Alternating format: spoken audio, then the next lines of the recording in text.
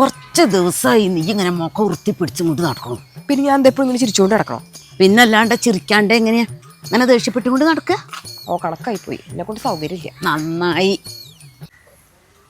ഈടിയായിട്ട് ഞാൻ ഉണ്ടാക്കുന്ന ഫുഡൊന്നും അമ്മക്ക് ഇഷ്ടപ്പെടുന്നില്ല.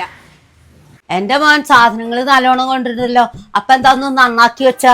ഇവിടെ ഓരോരുത്തർക്കും ഓരോ ഇഷ്ടങ്ങളാ, എങ്ങനെ ഇതിൽ കൂടുതൽ നന്നാക്കി എടുക്കുക? അതൊന്നും പറഞ്ഞിട്ട് കാര്യമില്ല, എനിക്ക് നല്ല ഭക്ഷണം വേണം. ഇതിൽ കൂടുതലൊന്നും എനിക്ക് നന്നാക്കാൻ പറ്റില്ല. ഇനി വേണമെങ്കിൽ അമ്മ സ്വന്തം ഉണ്ടാക്കി കഴിച്ചോളൂ. അല്ല, എന്തെങ്കിലും പ്രശ്നമുണ്ടോ? ഈ അമ്മ എന്നെ ഓരോന്ന് പറഞ്ഞ് ദേഷ്യം പിടിപ്പിക്കുക. ഞാനൊന്നും അല്ല, എന്റെ മരോളാ ദേഷ്യം പിടിപ്പിക്കണം. അല്ല, നിങ്ങൾ ഈ നാട്ടുകാരെ മുഴുവൻ കാണിച്ചിട്ടാണോ ഈ വീടിന്റെ പുറത്തിരുന്ന് അടി കൂടണേ? ഇതൊക്കെ വളരെ മോശം കേട്ടോ. അതൊക്കെ ഞങ്ങളെ കണ്ടുപിടിക്കണം. എന്റെ അമ്മ പറഞ്ഞ അതിനപ്പുറത്തേക്ക് ഒരു വാക്ക് എനിക്ക് അധികമില്ല. എന്റെ മരോള് പറഞ്ഞാലേ അര വാക്ക് എനിക്ക് അധികമില്ല. അതാണ് ഞങ്ങള്. അമ്മ എന്താ മോശം? നീ ഒട്ടും മോശമല്ല.